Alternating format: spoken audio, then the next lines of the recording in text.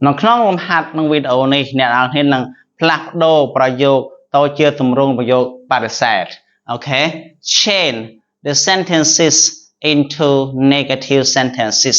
មានន័យថាល្បះនេះគឺជាប្រភេទល្បះស្របទេ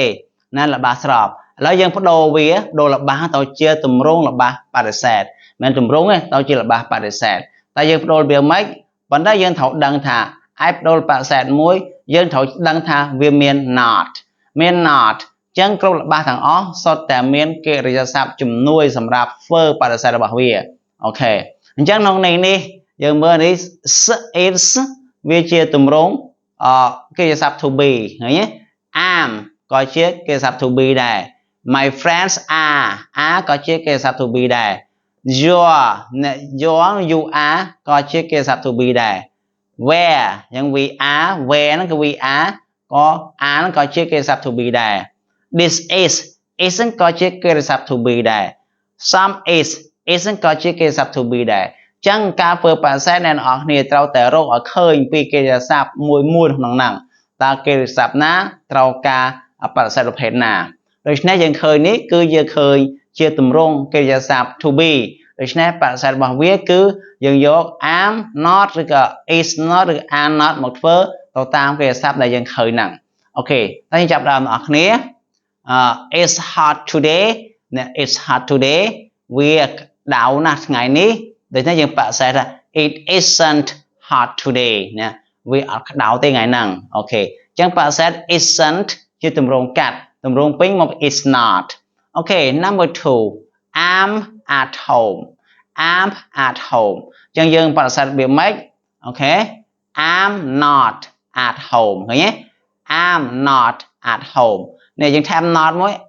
I'm នៅដែរដាក់ not មួយទៀតមកគឺបរិសេធបានហើយអញ្ចឹងខ្ញុំអត់នៅផ្ទះទេណានេះអញ្ចឹងណាយើងធ្វើបរិសេធបានណា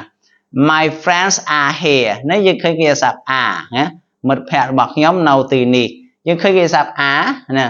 are អញ្ចឹងយើងបរិសេធរបស់ are តាម not មកយើងបាន My friends aren't here aren't ជាទម្រង់កាត់ទម្រង់ពេញគឺ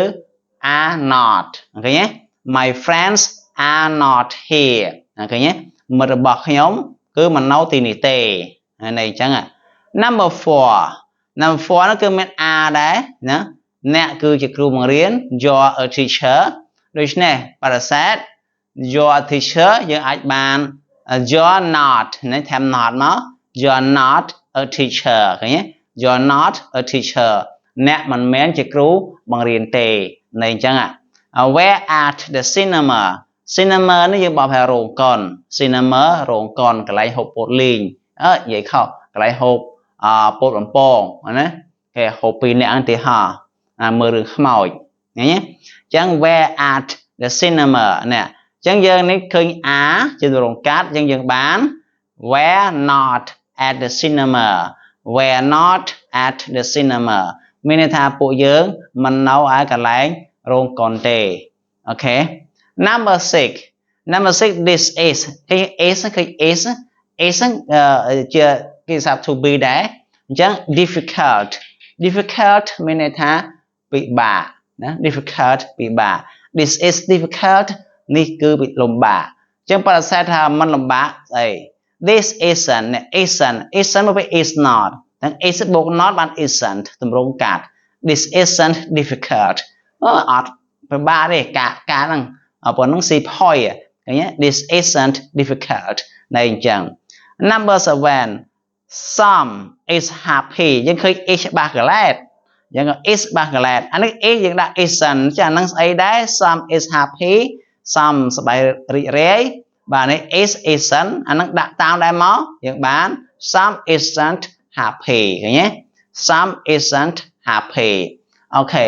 នេះគឺជាបែបមួយបែបដែលយើងប្រើដើម្បីបង្កើតទម្រង់ល្បះបរិសេធពីល្បះស្របក្នុងទម្រង់កិរិយាសព្ទ to be am is are យើងគ្រាន់តែថែម not ទៅជាការស្រេច